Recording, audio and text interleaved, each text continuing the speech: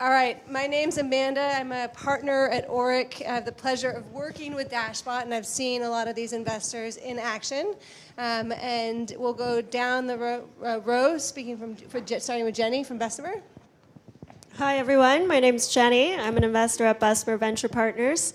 The big thing to know about Bessemer is we try to be pretty roadmap driven. So we each take on major and minor focus areas. One of the areas I've spent a lot of time in over the past couple of years has been around conversational interfaces, which led to our investment in Dashbot. We're also investors in companies such as Intercom in the customer service space, as well as Ada, a Canadian company that is also a conversational chatbot. So clearly we're very excited about this area and happy to chat about it afterwards. Great. John from FF. John Frankel. We're a seed stage firm based in New York. We've been around about 10 years. One of our earliest investments in the space is a company called Wade and Wendy in the recruiting space. And we've invested in a couple others. Dashbot is one we're particularly intrigued by, and I think the firm has done incredibly well. Some of the stats were shared earlier, but outside of Google, they're the dominant analytics platform. And I think they're doing an incredible job of sort of bringing the community along. Great. Austin from Scrum. Yes, hi everyone. My name is Austin Arnsberg with Scrum Ventures. We're just down the street, 1 block away. We're a seed and Series A investment firm. We invested in Dashbot back in 2016, which was our first foray into this area. And then about a year ago, we invested in another company called Glowing, which is a messaging platform for hotels. Great. And Zane from Alexa. Hey everyone, I'm Zane with the Amazon Alexa Fund, which is our corporate venture capital fund. We're a $200 million fund focused on investing in voice and conversational interfaces. We've invested over the last 4 years in about 60 companies, seed stage all the way to growth equity stage. And we'll get into this a little bit later, but we invest across all verticals, but with the unifying theme that there's got to be some story related to voice or conversation. So just to set the landscape here, what we're hoping to do is really get insights from this team up here as to how they see the industry, where they see it going, how they see it progressing, and also to give some insight into the entrepreneurs that they've worked with and some feedback in this space. And we will leave some time for questions, but definitely see this as a great opportunity to talk with a range of investors who are in your space looking for sort of the next thing, the next company, and to really pick their brain. And John, we talked a little bit about it, but can you take us back to your sort of the first investment you made in the space, or even the first company that piqued your interest in the space, and then sort of forward where you've seen the progression of the industry and how companies have changed? Yeah, so, I mean, it's interesting people call it a space. We consider it a set of tools that happen to rhyme together as opposed to a space. But the first company was Wade and Wendy. Wade and Wendy's in the recruiting area. And recruiting is highly inefficient. A lot of people have attacked it in different ways. I was at Goldman for a couple of decades prior to FF Venture Capital. And I remember one year I was being told that at the firm, and a lot of the interviews were done by staff employees, that we need to do 1 million interviews to find the 4,000 people we wanted to hire that year. So if each interview is an hour, that's 1 million hours of time, which otherwise would be used productively elsewhere in the business. And what Wade and Wendy does is very simple. Wade talks to the candidates, Wendy talks to the recruiters, and Wade says, I see you've applied to New York. You're interested in a job in Chicago. I see you have these skills. How about those skills? And Wade has visibility into every job funnel. So if someone applies to Division A, but they could be a great candidate for Division B, in the current analog world we're in, that never happens. So this really intrigued us, the ability to digitalize this information. And one of the things we discovered is people are more comfortable talking to a chatbot about their career than they are to a person. Because people come with biases, people feel judged, they feel exposed. And conversations with Wade are now running 35, 45 minutes. And that's fascinating. And the ability to bring enormous efficiency into the process intrigues us.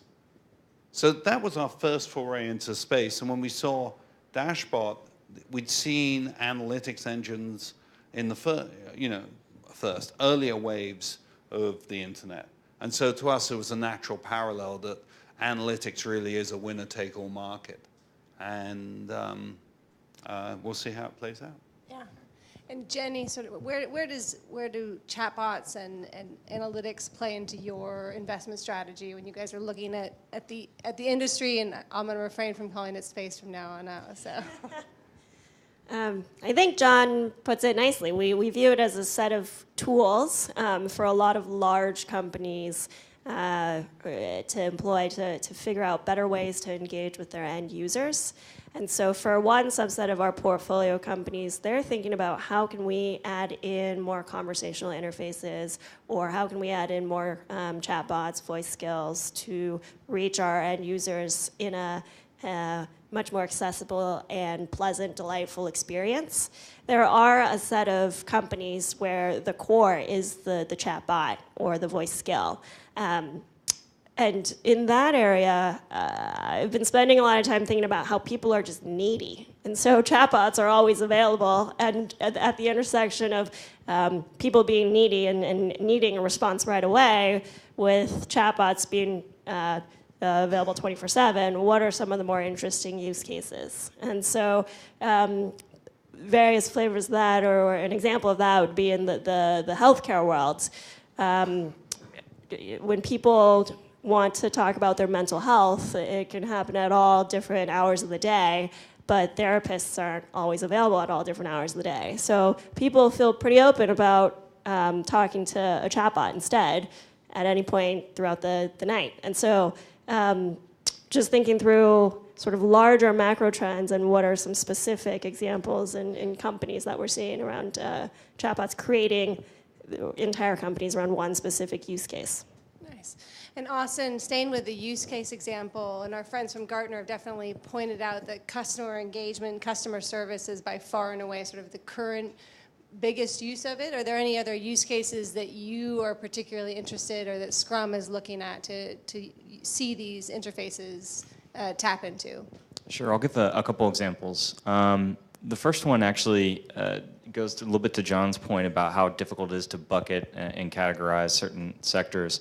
We were looking at a company, very detailed diligence last summer, that was using augmented reality headsets in industrial environments. So basically allowing pharmaceutical lab technicians or factory workers to get support from others within their team through sort of teleconferencing and projecting out onto a small display in front of their face on the headset. And we were really interested in sort of how immersive was that experience and how was the display and everything else. And it turned out really actually what people were using it for wasn't at all the display, which is what the entire form factor of the AR headset was all about. They were just using the voice. And so the key takeaway was actually there's a product that doesn't yet exist, which is simply an always-on sort of earphone device that can be used in an industrial setting to allow for communication with other coworkers. But if you take the next step, how much of the queries that are being done by industrial workers can be automated? How much of that can be essentially a chat bot? And so we're really interested in like how you can augment customer service and also mentorship and expertise, even on the factory floor, and turn that into a conversational exchange that can be very valuable for companies. That's great. And how about Zane, in terms of when you're looking at, from the Amazon Alexa Fund, the use cases that you guys are particularly interested in? Well, we're a 4-year-old fund now, and if you look at kind of our history of investing, we've bet the farm on voice. We started with a slew of consumer-focused investments because it was pretty obvious. If I'm in a smart home environment or smart automotive environment, voice is a natural way to kind of interact with a thing that I otherwise would have had to whip out my phone, pull open a mobile app, and instantiate a sequence of buttons that otherwise I could just use a voice string for. So we started with consumer, but then we moved pretty quickly into the enterprise and productivity. So we're investors in a company called Tac.ai, which is out of Redwood City, and they're focused on natural language approaches to Salesforce and to email and kind of enterprise-focused communication and collaboration. Pretty easy to see the case where voice is a much more natural way to interact with that.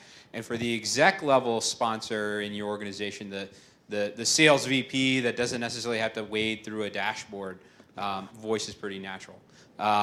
But then we moved into healthcare. We've started to move into opportunities in AR. We're investors in a company called North, which makes smart eyeglasses, which have Alexa embedded. And like Austin, we saw a lot of that use case where people are using voice and they want to display information on their eyeglasses and see what comes back. But I think going forward, I think we're going to start to see voice in property tech. You'll truly start to see this notion of ambient computing where the walls are alive with the ability to kind of take in voice and then give you a command. And you're not going to think about it as the walls talking. You're going to be thinking about it as that Star Trek-like computer that Jeff Bezos had as his vision when he started Alexa. Healthcare in a clinical setting as well as a consumer healthcare setting, I think will be big. Companies like Ada that Jenny had mentioned are already kind of taking that approach with a chatbot-like layer, but I think voice is going to activate that even more. And John, keeping with the consumer versus enterprise, when you're valuing or going to think about evaluating a company, and they say, I've got a great consumer application versus I've got a great enterprise application, do you as an investor, are you applying for these companies a different value proposition between the two? Not so much a different value proposition. As a fund and as a firm, we used to be about 50% consumer, 50% enterprise. And I think over the last few years, we've moved to be more enterprise than consumer.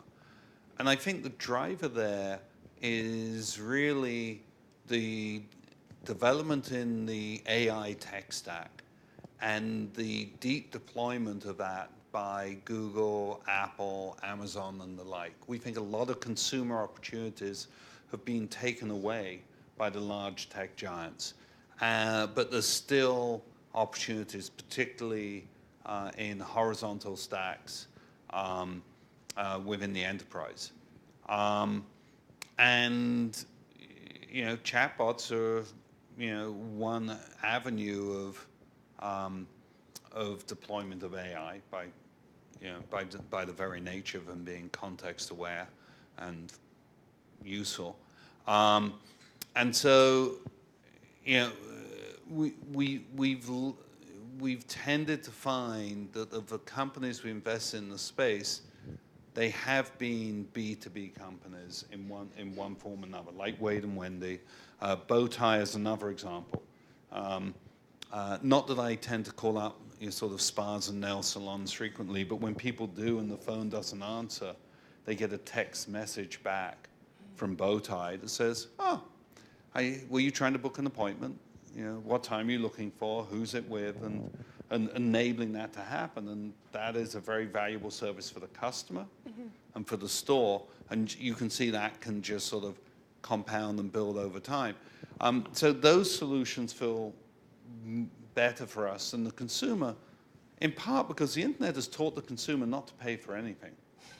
And so generally we like to invest in businesses, which involve sometimes involve revenues. I know that can be a dirty word in San Francisco, but we're based in New York. And so, not that we don't believe in the experimentation, but at some point the science experiment has to stop and, people have to be clothed and fed other than on venture dollars. Sorry, I digress. No, actually, it's a fair point since we are in San Francisco and revenue, and I have the pleasure of attending many board meetings and getting the feedback and hearing the feedback received from the entrepreneurs, and I think it'd be helpful, especially in a room full of people that maybe have either revenue or no revenue, or prospects of revenue or no prospects of revenue. So, Jenny, when you're sort of evaluating, you get a lot of business plans and a lot of people pitching. Like, how do you look at revenue or the prospect of revenue, or the sort of key, and previous panels talked about, key KPIs that you're looking at. But as an investor, what are your sort of key KPIs that you're gaming for? And down the line, I'd love to hear from the investors as to what are those KPIs. Yeah, I'm going to be honest, it's really early for the chatbot ecosystem, and so it's hard to find revenue. Just keep that away, Artie. But the things that we do look at are sort of capital efficiency of the teams, because they're going to have to be flexible and follow where the consumers or the businesses are going and where all the engagement actually is. So being able to pivot or being able to be flexible enough to recognize that you have to change your business a little bit is really important. And then the second area that we spend a lot of time is trying to understand engagement. So for the types of companies where it is the chatbot or it is the voice skill and that's the product, we look for retention, because everybody loves a novel technology, but whether they come back or not is incredibly important, because then it's not only novel, it's useful. And then for the companies where they're employing chatbot or a conversational agent as part of their product, but it's not the main thing, we look for whether or not it gets the job done. So it doesn't really matter if they're coming back all the time. I love the Intuit example, because you're only going to do your taxes once a year, hopefully, and you just want to get the job done. And so how do you measure that, and what does that look like? So, Austin, I'll skip over John, I'll come back to you, but in terms of what KPIs you're looking at, in terms of looking at your investments that either you have or have passed on or have made? I think it really varies depending on the use case, especially in this industry. So, for instance, I used the Amazon chatbot for the first time today, the customer service bot, and I was in and out of it very, very quickly because it was very effective. So I didn't need to, hopefully it doesn't retain me, and hopefully I don't have to engage with it a long time in order for it to be effective. But that's just the use case for customer service. In other cases, we look at the end goals. So we were just recently looking at a company based in India that's doing recruitment placement. And so the top of the funnel, they're just bringing people in and trying to gather information and insights about them. What's your ID number? What is your skill set? And the end of the funnel is having that person show up to an interview physically. And so the KPI is just totally different depending on the use case.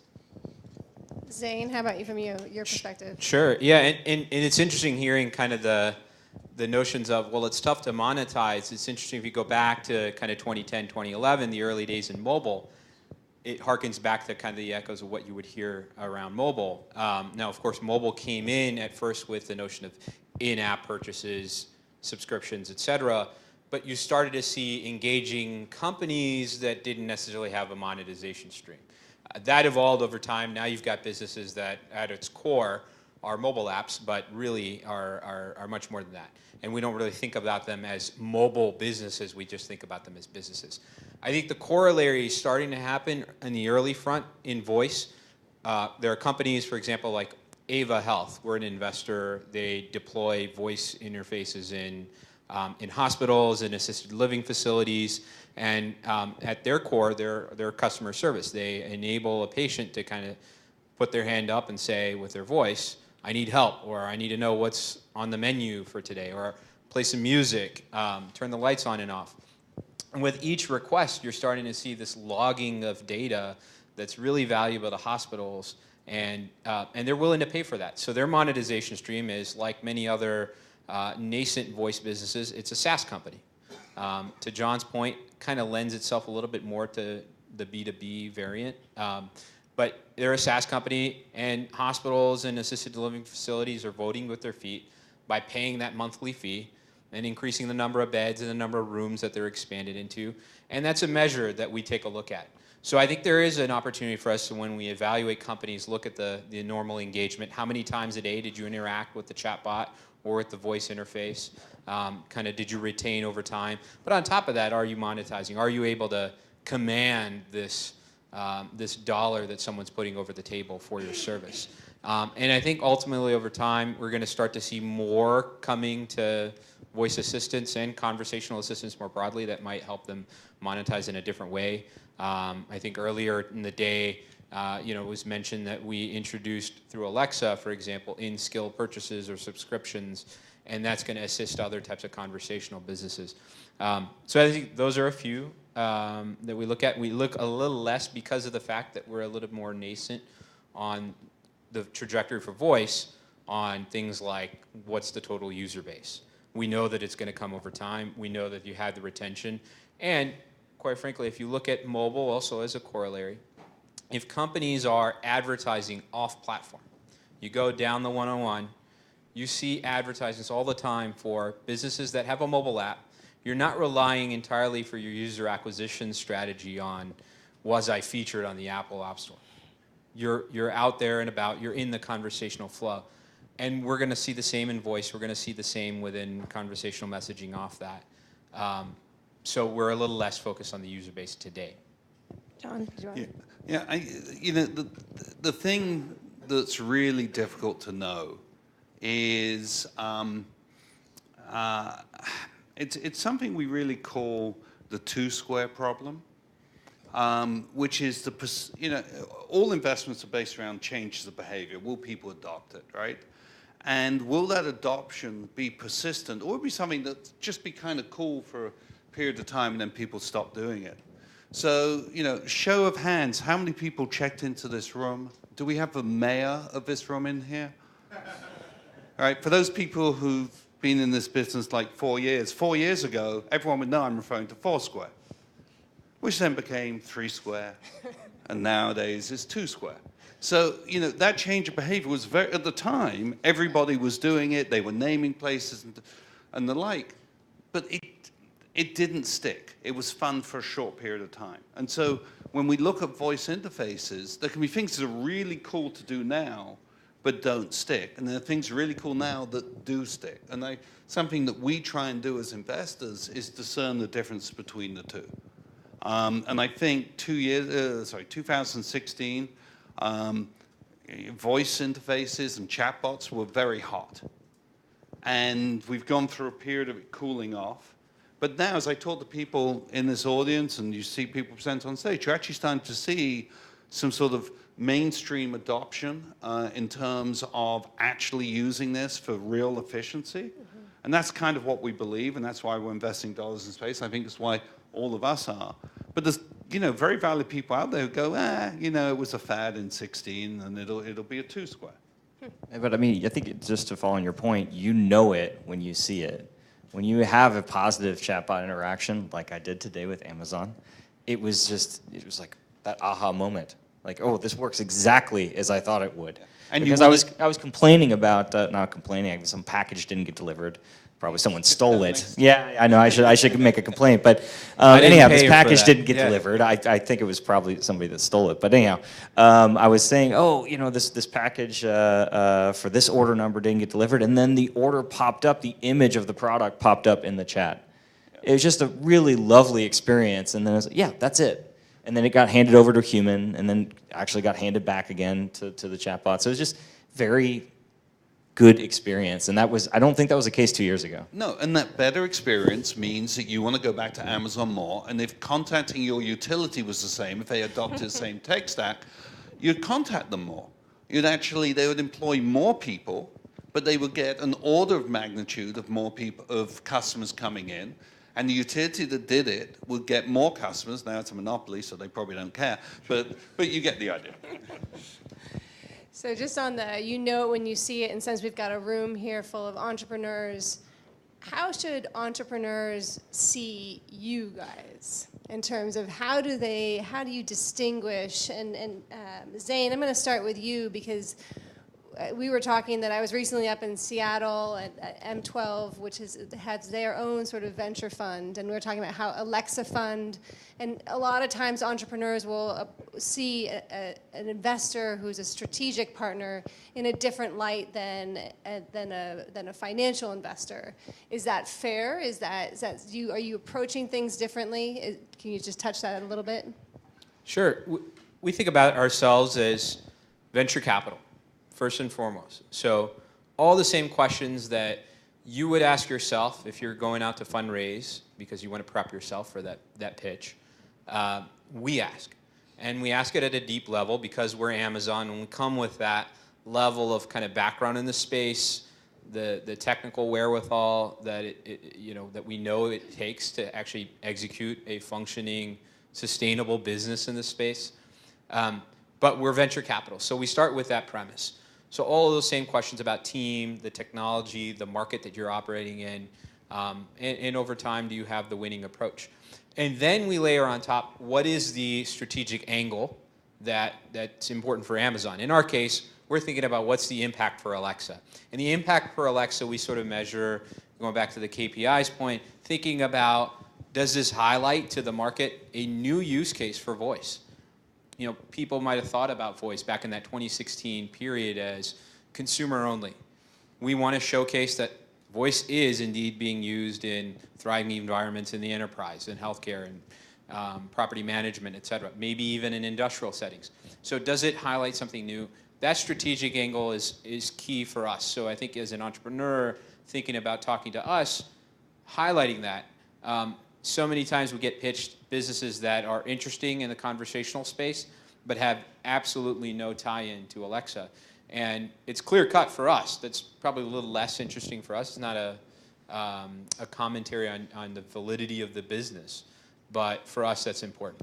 And then I think the other part is, does it take advantage of some of the new capabilities that we're putting out there with Alexa?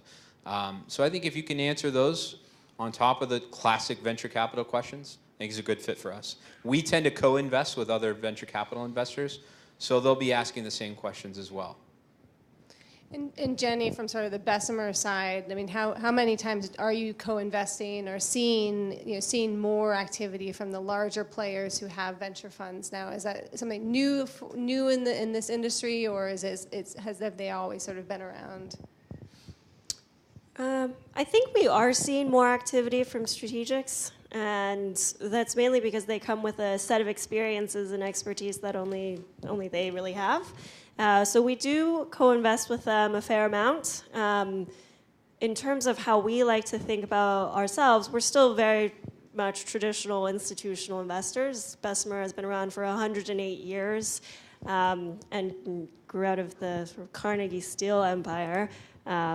We're named after the Bessemer steel process, and sort of spun out to be a more traditional venture firm in 1981. So we've been doing this for decades, and we try to be a bit more thesis-driven, but at the core, very much institutional, a VC firm that tries to be service providers to companies that we partner with. And then in terms of strategic partners that we do like to bring on and introduce to our companies, they can definitely be valuable as connections in the industry and super helpful as they're thinking through sort of product design and go-to-market as well.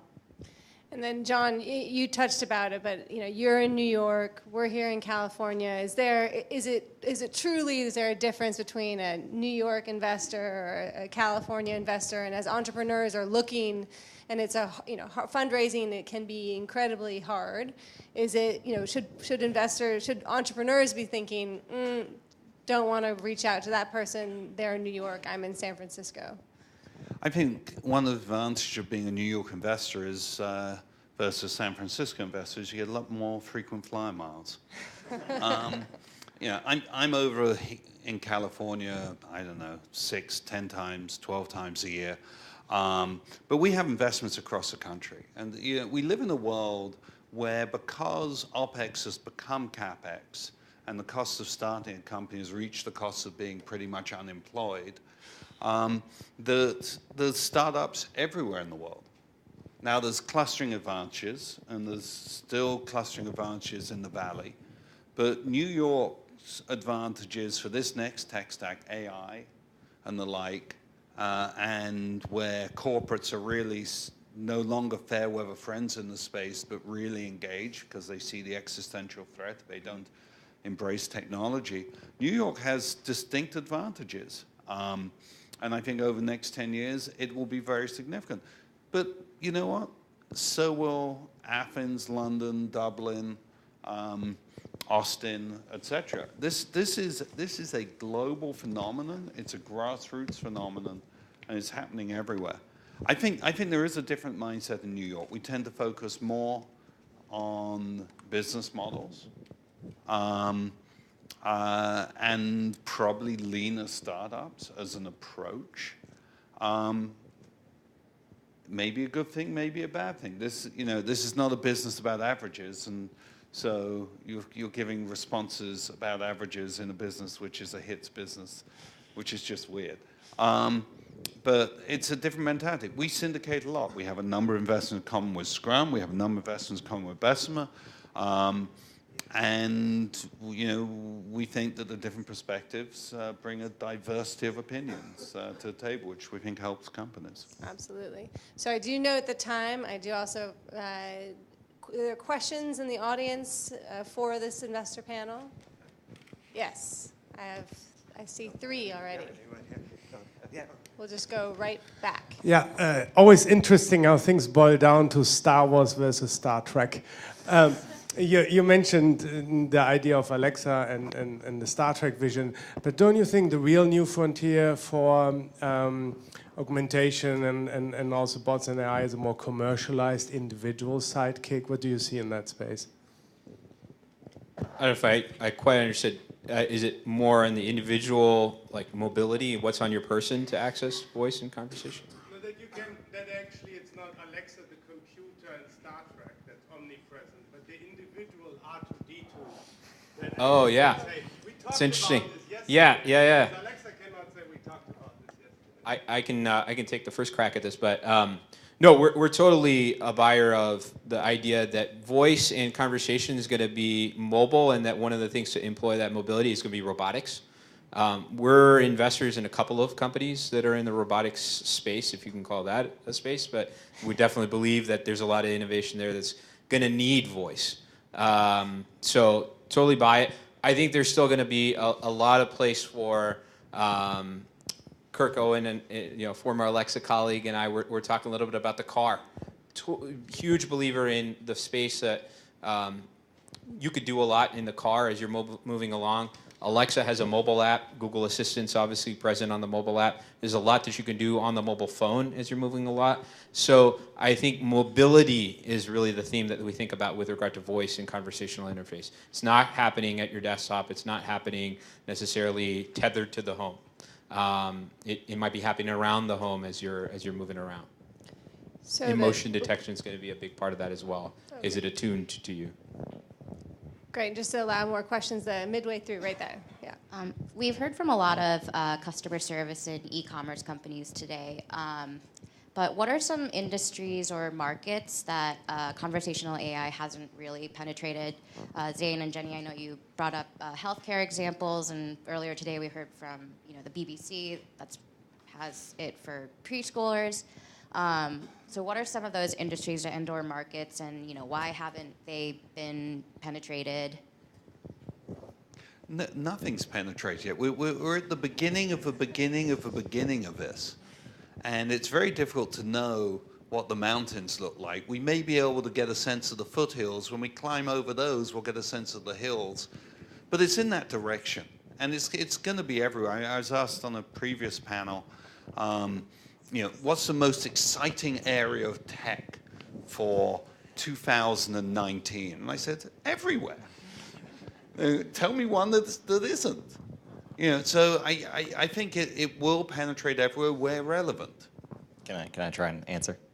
The area that I'm surprised I don't see as much of are places where you need to use your hands.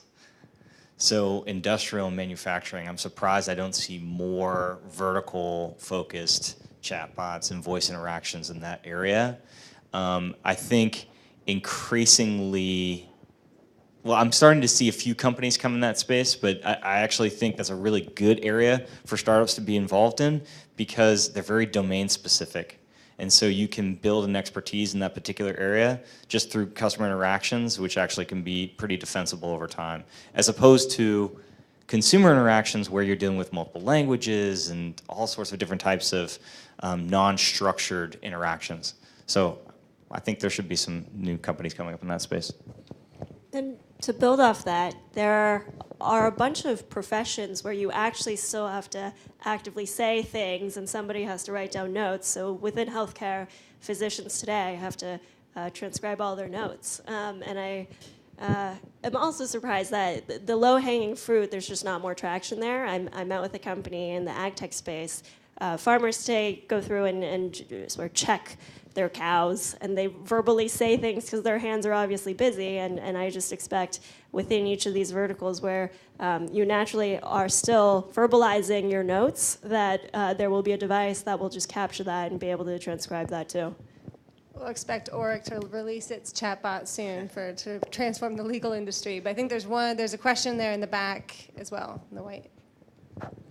I realize that we're early on in the adoption, but do you see a conflict coming with everyone in these specific verticals targeting different businesses, and the larger customers that actually are purchasing these need a mix of all of these things, and the fact that they don't integrate being a problem? Yes. It happens in every industry. You get niche players, and then someone comes along with a sweet solution and dominates, and then they become Oracle. If you think about the core components of like the most successful chatbot experience, it's great conversation, which really rests on, to get technical, semi-technical, right? Like real true entity resolution, really understanding kind of what people are saying. It's the ability to have a helpful conversation, so the dialogue management, all of that, and underlying that's some sort of a knowledge graph, and that powers it back and forth. And to really drive all that, you need data acquisition. You need some sort of way to do that.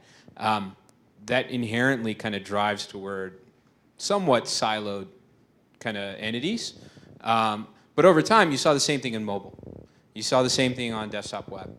And you'll see the same thing in the next generation, be it computer vision-driven businesses, et cetera, et cetera.